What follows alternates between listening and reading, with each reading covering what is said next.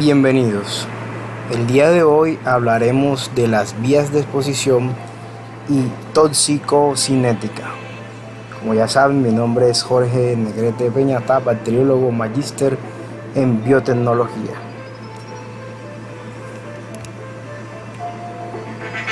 Antes de iniciar hablando de la toxicocinética, es importante hablar de las características de cada una de las sustancias con las cuales estaremos relacionados a lo largo de este curso y que van a ser muy importantes identificar o aprender a identificar para establecer un proceso de intoxicación.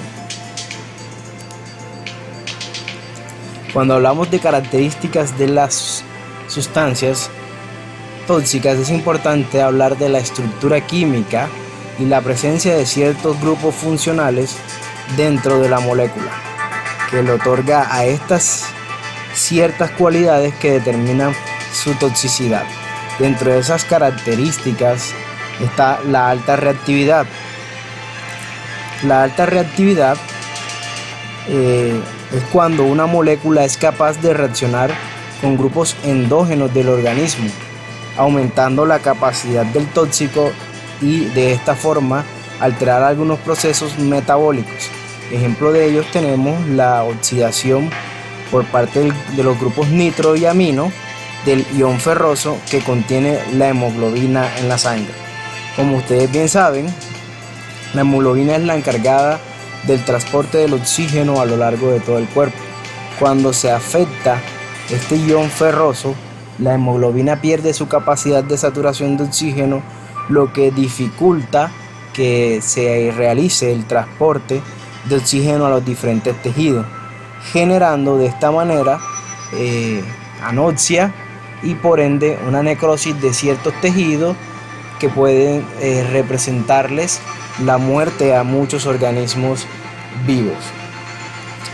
Muchos de estos grupos nitro y grupos amino están presentes principalmente en los embutidos y en los enlatados, ya que en esos procesos de conservación le adicionan ciertas sustancias químicas ricas en grupos aminos y en grupos nitro, lo que hace que al consumir mucha comida de este tipo puede terminar afectando a la hemoglobina y conllevando a un proceso bastante catastrófico para los organismos o para nosotros.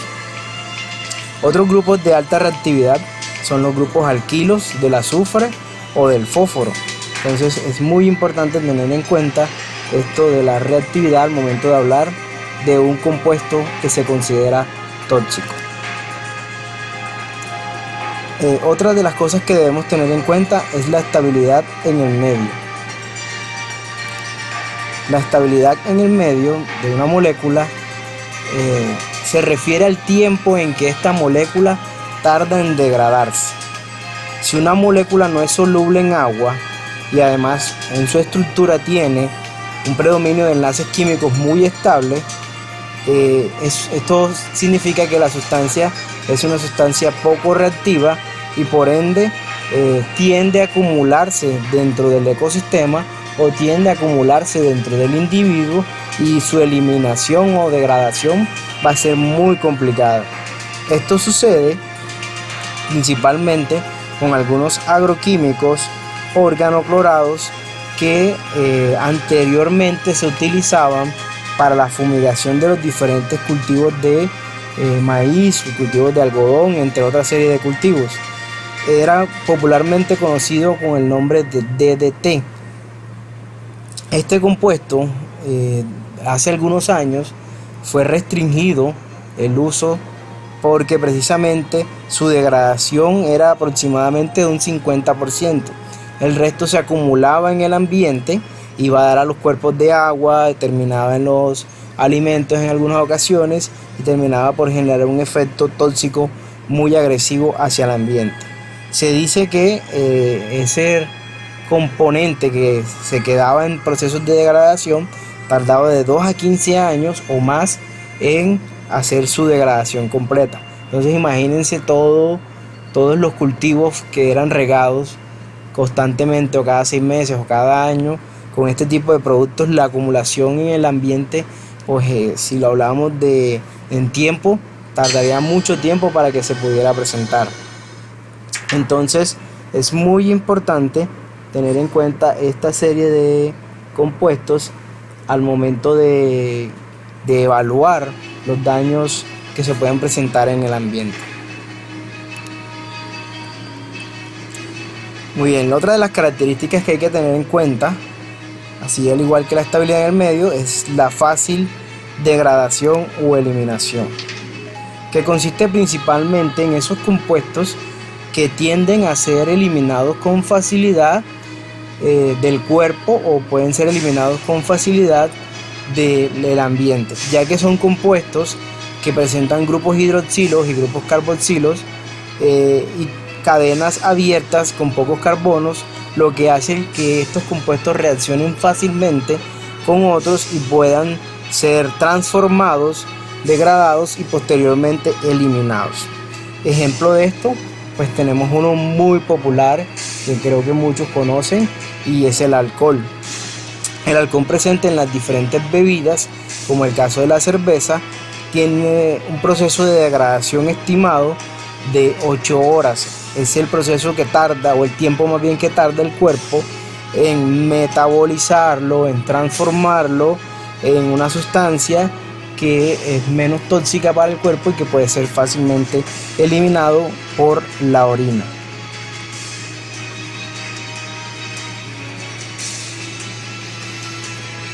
Muy bien. Listo, entonces es importante tener en cuenta esta parte de las características.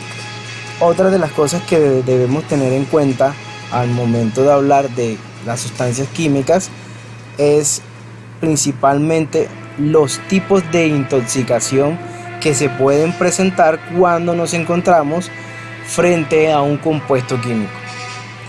El término o los tipos de intoxicación están muy relacionados con el grado de exposición que la persona, el individuo, el organismo esté con la sustancia química. En términos de toxicología, la exposición se entiende como el contacto de un organismo o una población con un agente tóxico. Esto hace que a partir de esa exposición podamos clasificar a las intoxicaciones de acuerdo a, primero, la concentración del tóxico asociado a la dosis, al tiempo de exposición y al tiempo que tardan en aparecer los principales efectos relacionados con esta exposición. A partir de esto que acabamos de mencionar, podemos clasificar a las intoxicaciones en intoxicaciones agudas o instantáneas, que son aquellas en la cual la exposición está dada por una dosis o varias dosis en un solo evento, ojo con esto, en un solo evento, la cual es absorbida en un periodo de tiempo breve, generando efectos a corto plazo, es decir, efectos de ya sea de manera inmediata o a más tardar dentro de las 24 horas siguientes a la ingestión de esa sustancia denominada tóxica. El segundo tipo de intoxicaciones que se puede presentar son las intoxicaciones subcrónicas o subagudas, repetidas por periodos cortos.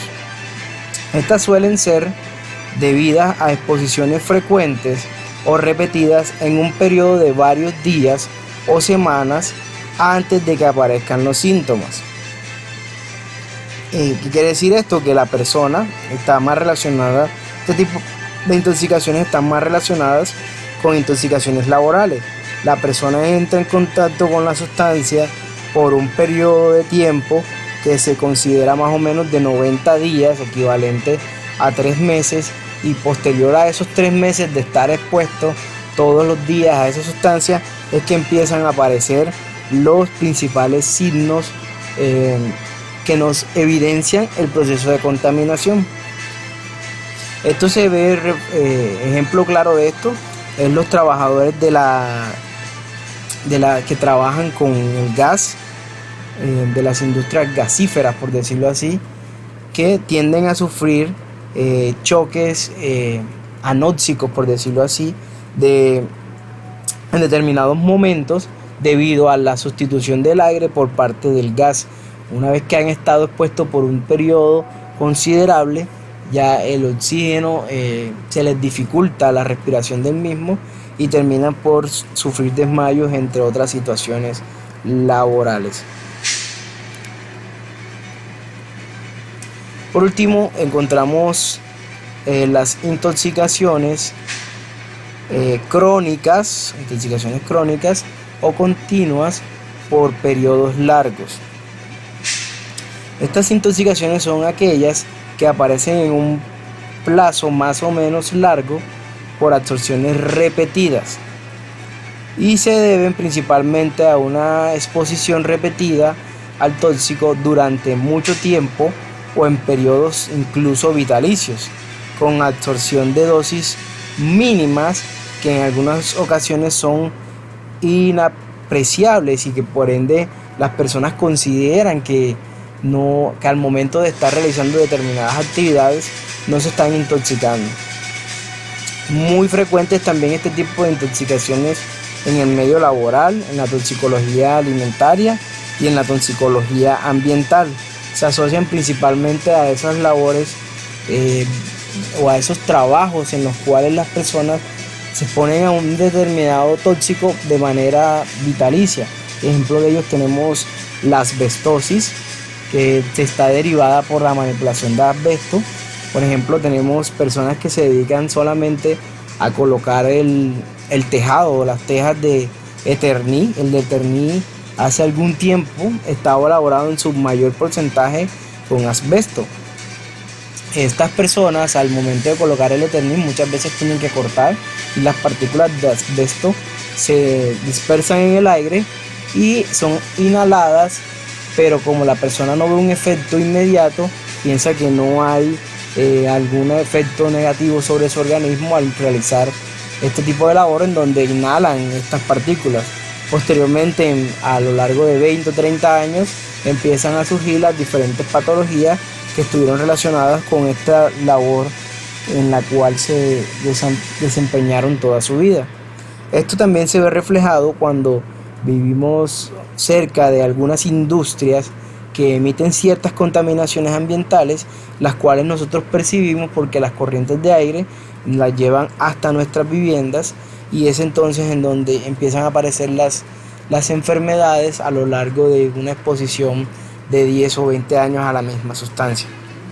Y también sucede en el caso de las personas que consumen el tabaco y pues que terminan generándole cáncer. Muy bien, entonces ya hemos hablado de las características del tóxico, de los diferentes tipos de intoxicación. Ahora vamos a hablar de las rutas. ¿Cuáles son las rutas que toman las sustancias tóxicas antes de llegar al organismo? ¿Cómo es ese proceso que lleva el tóxico desde el momento que se libera hasta el momento en que entra en contacto con el organismo receptor, que podemos ser nosotros los seres humanos, pueden ser las plantas, pueden ser los animales, entre otros? Entonces, la ruta y las vías de exposición. La ruta de exposición hace referencia al proceso del tóxico desde el lugar de emisión hasta el contacto con el individuo o población, constando así de 4 principales elementos. El primero es la fuente de liberación. El segundo es el mecanismo de transporte que tiene esta sustancia.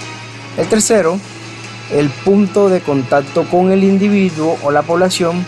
Y por último encontramos la vía de ingreso o de exposición al organismo.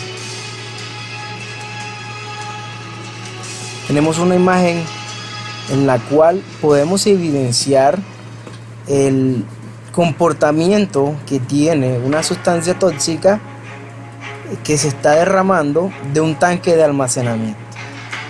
Si bien en la imagen observamos un tanque que tiene una fuga. En esa fuga, ¿qué sucede? Está eh, llegando al medio la sustancia altamente contaminante.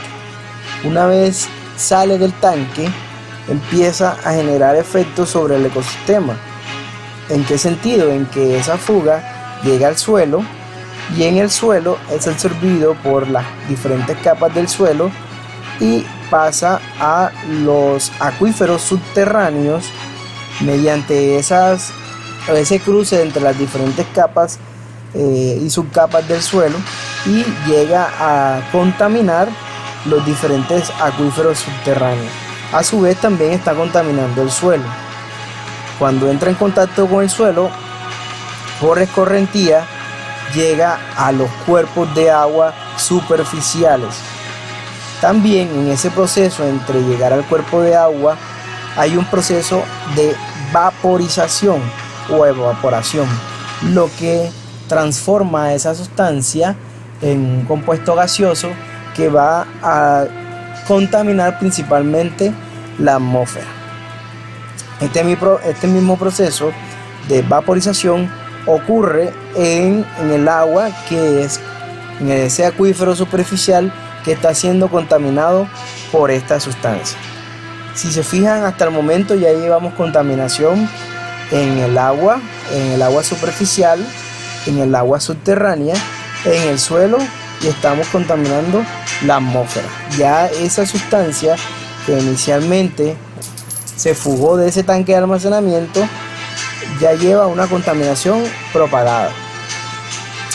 ¿Qué pasa? Que en ese cuerpo de agua los diferentes organismos que viven allí están absorbiendo esta sustancia y empiezan a desarrollar procesos nocivos para la vida de cada uno de ellos. A su vez, este cuerpo de agua, tanto el superficial como el subterráneo, es la fuente de agua de la población cercana a ese cuerpo de agua, lo que significa que ya está pasando del ambiente a los diferentes organismos, llámese organismos acuáticos, organismos aéreos que están en la atmósfera de ese cuerpo de agua, ya que el proceso de vaporización llevó ese contaminante a la atmósfera, y también a la población que toma esa agua para beber o que incluso se baña en este cuerpo de agua superficial. Ya que, como lo vimos en la clase anterior, las vías de entrada de los diferentes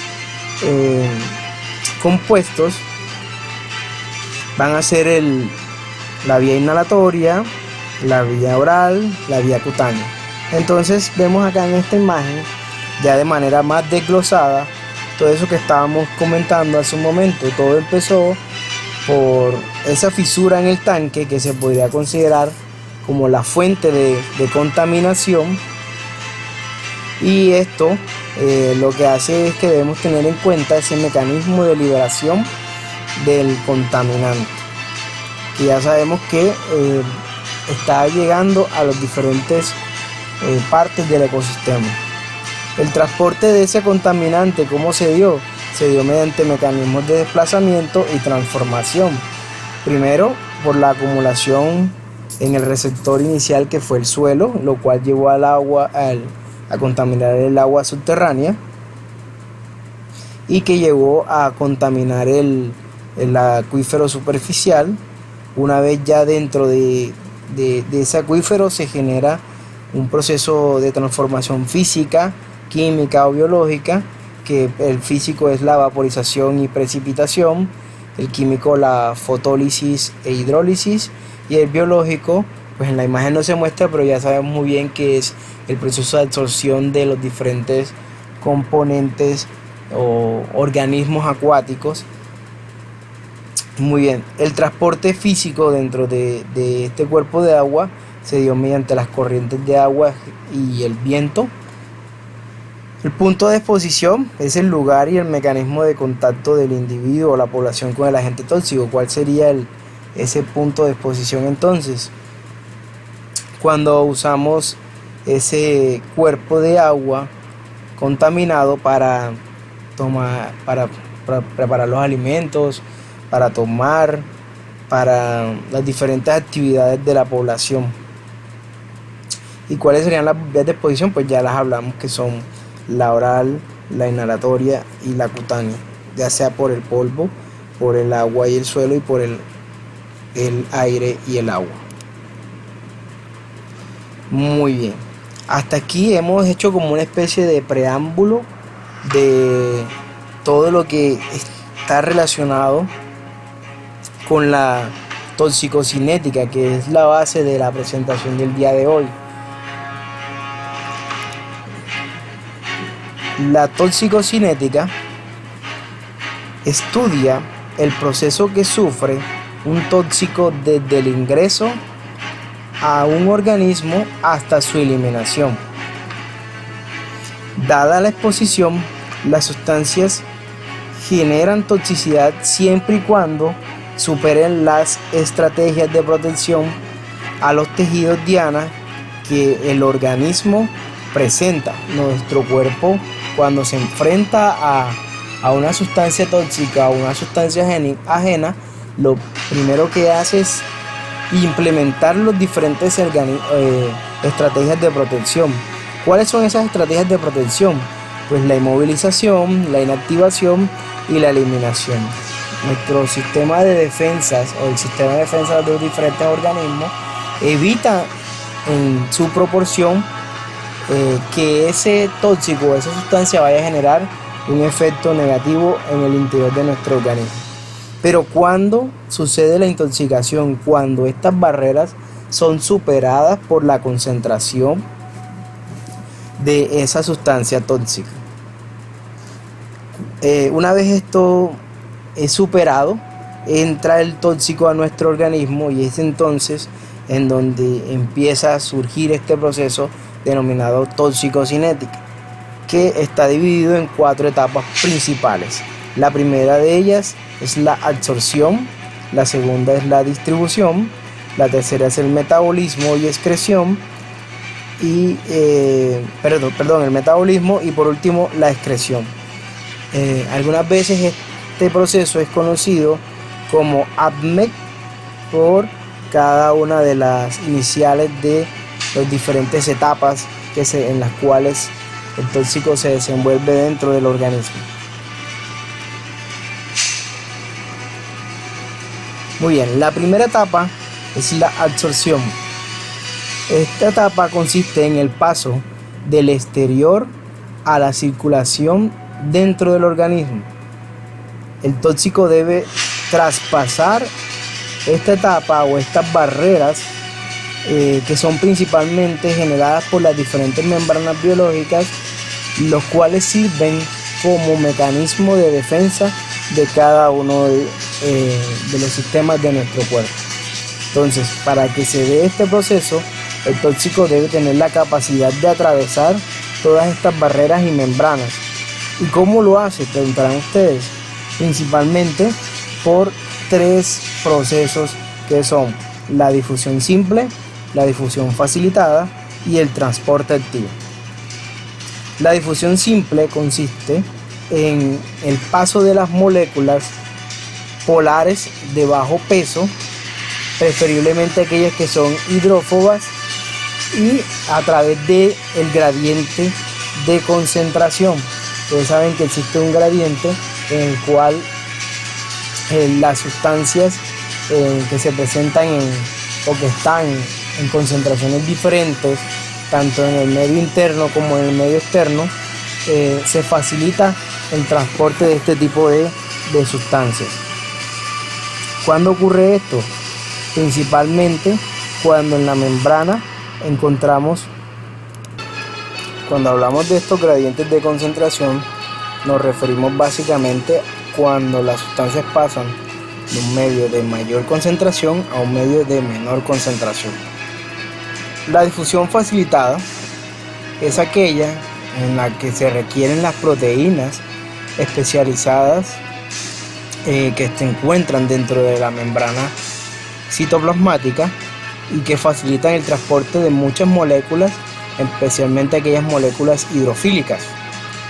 Y por último, encontramos el transporte activo, que también utiliza las diferentes proteínas que se encuentran incrustadas en la membrana para transportar solutos o sustancias de alto peso molecular en contra del gradiente de concentración. ¿Qué quiere decir esto? Puede pasar de una concentración baja de sustancias en el medio externo a el interior sin tener esa gradiente o esa fuerza de concentración. La única diferencia que hay es que en este transporte activo hay consumo de energía. Muy bien, entonces esto que estábamos explicando hace un momento lo podemos explicar de una mejor manera aprovechando este gráfico de la membrana citoplasmática. ¿Qué encontramos aquí en la membrana? Pues básicamente ustedes saben que la membrana está conformada por una doble capa de fosfolípidos y en la cual hay proteínas incrustadas o proteínas intermembranales que pueden llegar a la mitad de la membrana o pueden atravesar de un lado a otro. En esta imagen encontramos unas que llegan de un lado al otro. Entonces, cuando hablamos de difusión simple, se refería a aquellas partículas pequeñas, hidrófobas. ¿Qué quiere decir esto? Ustedes saben que los fosfolípidos tienen una parte que es soluble con los líquidos y otra parte que es soluble con el agua. Por general, la parte que es soluble con los líquidos es la parte exterior, la cabeza de los fosfolípidos, la parte más externa. ¿Qué quiere decir esto? Que solo esa parte se va a mezclar con sustancias que se mezclan fácilmente con los lípidos. Entonces, eso es lo que sucede con la difusión simple. Sustancias pequeñas que se mezclan fácilmente con los lípidos tienden a atravesar con mucha más facilidad esa doble capa fosfolipídica. Pasando ya esto se denomina transporte pasivo.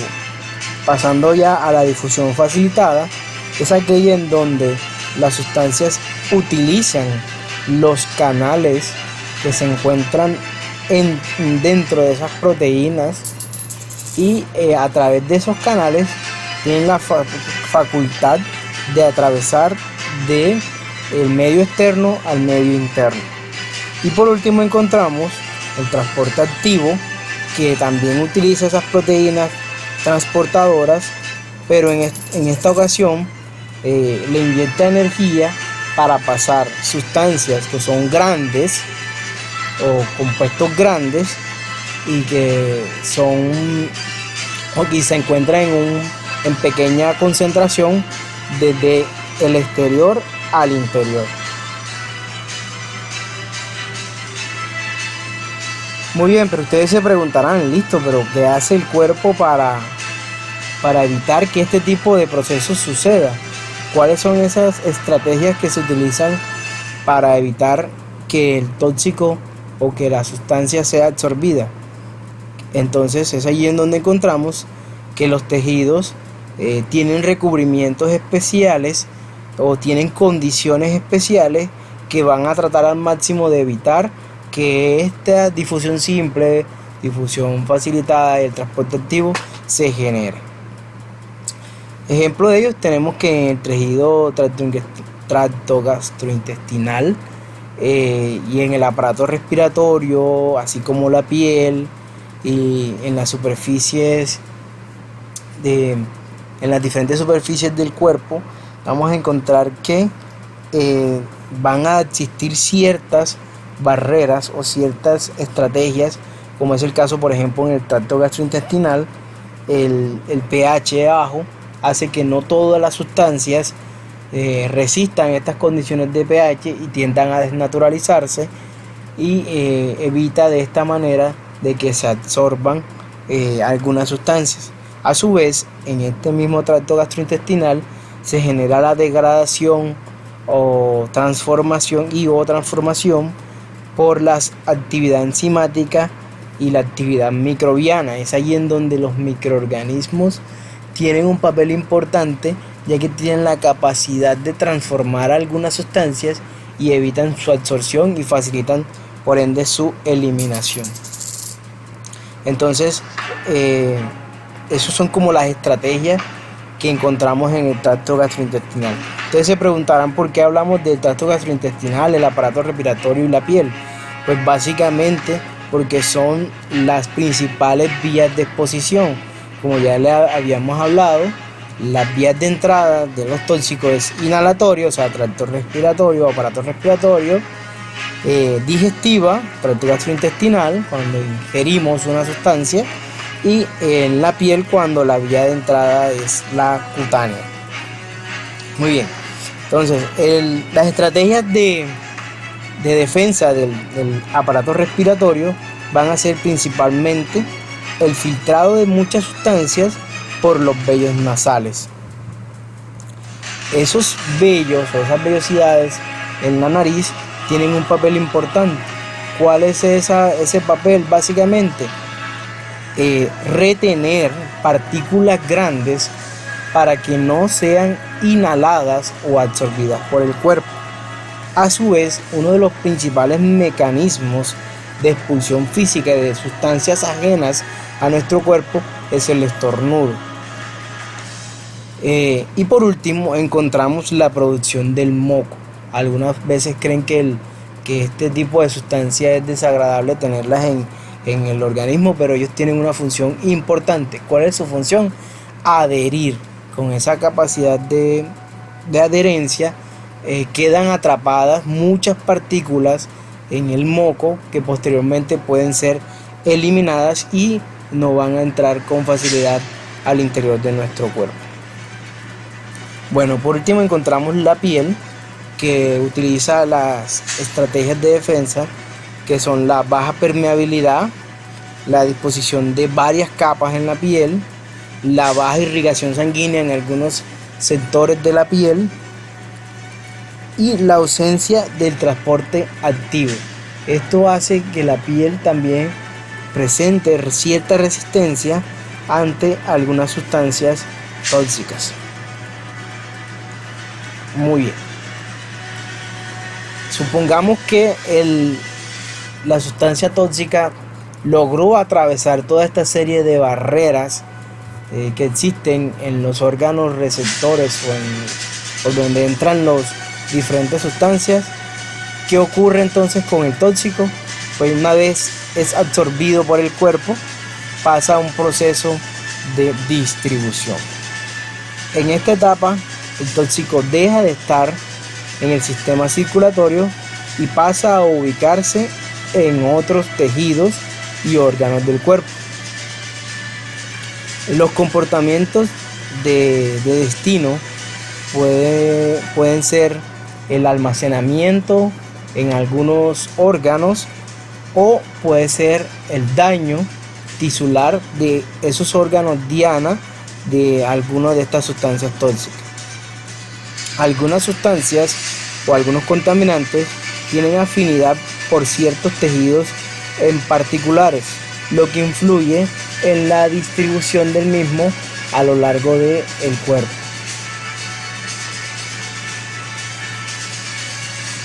Los órganos de depósito son principalmente los pulmones, los riñones, el hígado, el tejido óseo y el tejido adiposo.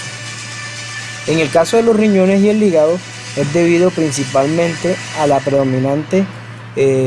predominante transporte activo y a su alta irrigación, lo que hace que se dé una mayor absorción de las diferentes sustancias tóxicas. Y por ende también tiende a favorecer la acumulación y la susceptibilidad de estos órganos a una intoxicación. En el tejido adiposo, por el contrario, pueden quedar atrapados ciertas sustancias que tienen características hidrofóbicas. ¿Qué quiere decir esto? Ya habíamos hablado, son sustancias que tienen la facilidad de mezclarse fácilmente con los lípidos. Pero estas sustancias con el tiempo no permanecen en este tejido, sino que tienden a volver a circular por el cuerpo y ligarse a algunos lípidos en otros órganos o algunos lípidos en algunas hormonas, entre otra serie de cosas. Por último, encontramos que en el tejido óseo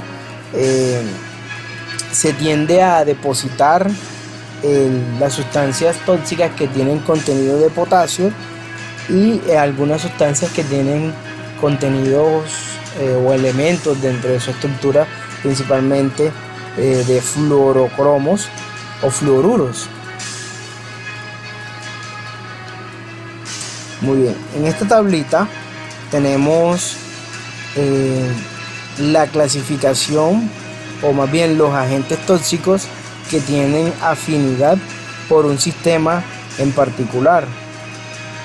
Por ejemplo, en la parte renal encontramos el mercurio inorgánico y el cadmio, así como por ejemplo en la parte glandular el cobalto y el yodo. Toda esta serie de sustancias tienen afinidad por esta serie de sistemas. Muy bien. Una vez el tóxico o la sustancia contaminante ha llegado a los órganos diana, en estos órganos muchos de ellos tienen procesos metabólicos o procesos de metabolismo.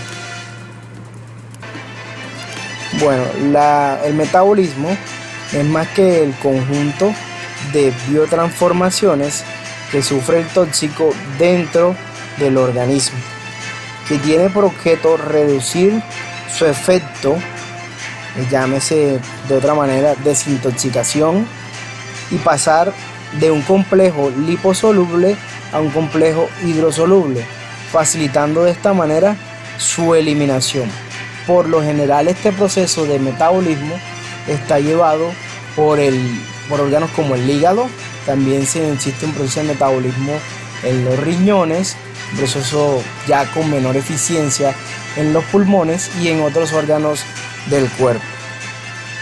Esto lo que hace fácilmente, lo que hace básicamente es transformar esa sustancia a otra menos dañina para el cuerpo y que sea fácilmente de eliminar. Las biotransformaciones de los contaminantes se desarrollan en dos fases, que son la primera fase se caracteriza por la introducción de un grupo polar, es un grupo hidrofílico, al contaminante a través de reacciones de oxidación, reducción o hidrólisis, y de esta manera lo que hace es que se obtiene un metabolito primario que va a tener mayor cantidad de grupos polares, que facilita su mezcla o su combinación con el agua. Lo segundo que ocurre es básicamente una serie de reacciones de conjugación que toman ese metabolito primario que se generó en la fase inicial y lo combinan con sustancias endógenas para formar un complejo aún más hidrosoluble. Los sustratos endógenos utilizados en la conjugación son principalmente el ácido glucurónico y el ácido sulfúrico, y el glutatión. Todo esto conlleva que ese agente tóxico sea más hidrosoluble, lo que facilita a que se una con el agua y sea eliminado de una manera mucho más eficiente. Es importante decir que en algunos contaminantes durante la fase de biotransformación pasan también a una fase o a su forma activa, logrando vencer de esta manera las defensas del organismo y generando una respuesta tóxica aún a pesar de haber sido transformado por el cuerpo o los diferentes órganos del cuerpo. Por último encontramos el proceso de excreción, que es la etapa final de todo esto relacionado con la toxicocinética. En esta etapa el contaminante es expulsado del organismo mediante diferentes estrategias, como es el caso de la generación o la excreción por la orina. El tóxico puede ser eliminado del cuerpo de forma original, o puede ser eliminado como un compuesto secundario resultado de la biotransformación que sufrió en el hígado, que sufrió en los riñones, o que sufrió en otro órgano que hacía ese proceso de metabolismo o de conversión.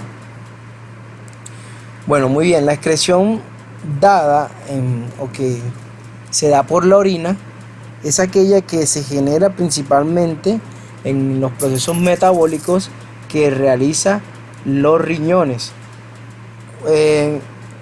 Como ustedes bien saben, los riñones son el órgano más importante en la eliminación de sustancias tóxicas, puesto que remueven los contaminantes que se encuentran en la sangre y facilitan de esta manera que se limpie en alta concentración la sangre. Esta eliminación en los riñones es posible debido al pH, al bajo pH de la orina, y al aumento de la solubilidad en el agua de muchas sustancias tóxicas, productos de ese metabolismo hecho por los riñones. El segundo mecanismo de eliminación son las heces. En las heces se encuentran tóxicos transformados principalmente en el hígado, los cuales no son absorbidos o algunas veces son transformados por la flora intestinal, y esto hace que se eliminen con mucha más facilidad. En la vía pulmonar encontramos que algunos gases y líquidos volátiles son expulsados por difusión simple a través de la exhalación, y su eliminación por este medio es inverso a la solubilidad de estos en la sangre. ¿Esto qué quiere decir? Que aquellas sustancias poco solubles en la sangre van a ser fácilmente exhalables. Caso contrario ocurre con aquellas sustancias que tienen una facilidad de solubilizarse en la sangre, como es el caso del cloroformo y el etanol. Esta eliminación pulmonar es el principio base de todas las pruebas que se utilizan para detectar sustancias adictivas o sustancias como por ejemplo el etanol en las pruebas de carretera, que determinan pues la alcoholemia o la alcoholimetría de los diferentes conductores. Encontramos también la eliminación de muchas sustancias tóxicas mediante las secreciones de las glándulas mamarias. La leche producida durante la época de lactancia es una sustancia acuosa con un elevado componente lipídico, lo que conlleva fácilmente al paso de la mayor parte de sustancias, tanto hidrofílicas como hidrofóbicas, a esta secreción, contribuyendo a un factor de riesgo para, en este caso, los bebés, que son los consumidores de este tipo de sustancias. Es por eso que cuando la madre está lactando no se recomienda el consumo de bebidas alcohólicas o el consumo de alucinógenos o el consumo de otras sustancias que pueden representar un determinado riesgo para los bebés. También la eliminación se da por medio de otras secreciones como son las lágrimas, la saliva, el sudor, los folículos del cabello, entre otros. Por ejemplo, cuando hay degradación o cuando estamos de cierto modo eliminando el etanol consumido en la noche anterior, empezamos a transpirar básicamente ese etanol, también como una de las medidas de eliminación. Lo mismo ocurre cuando las personas son consumidoras de cigarrillo, la nicotina o el tabaco tiende a eliminarse por la transpiración y esas personas van a tener como cierto olor característico y son fáciles de reconocer personas que consumen cigarrillos por este tipo de características del sudor y pues que queda como impregnado en el cuerpo. Muy bien.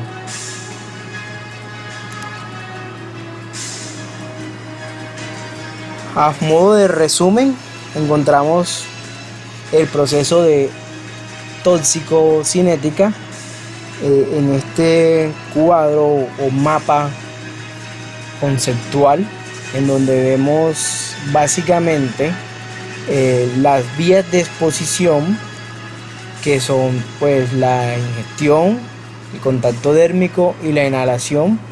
Dependiendo de esa vía de exposición, encontramos esa absorción, que puede ser en el tracto gastrointestinal cuando hablamos de una ingestión, en la piel cuando hablamos de un contacto dérmico y en las branquias o pulmones cuando hablamos de una inhalación o de la ventilación.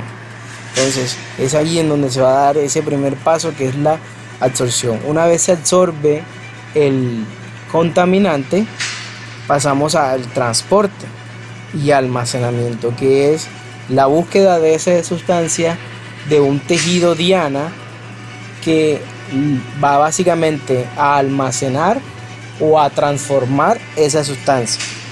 Cuando hablamos de transformar es en donde vemos el papel importante que tiene el hígado, los riñones, entre otros órganos, para tratar de que esas contaminantes sean menos tóxicos o menos dañinos para el cuerpo.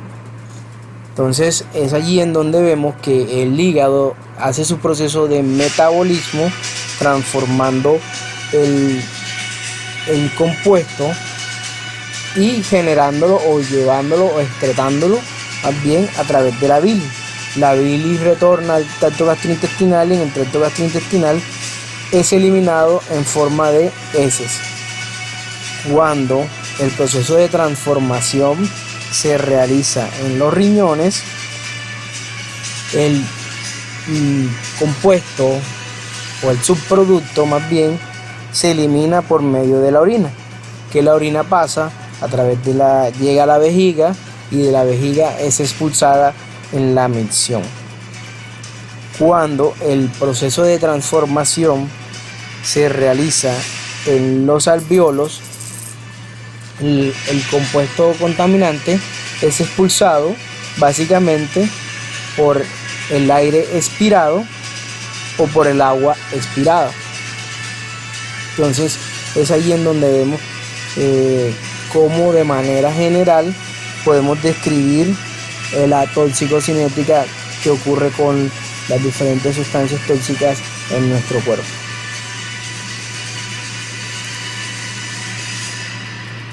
Espero que esta clase haya sido de tu agrado. Si tienes alguna duda, no dudes en contactarme y les deseo un resto de día excelente.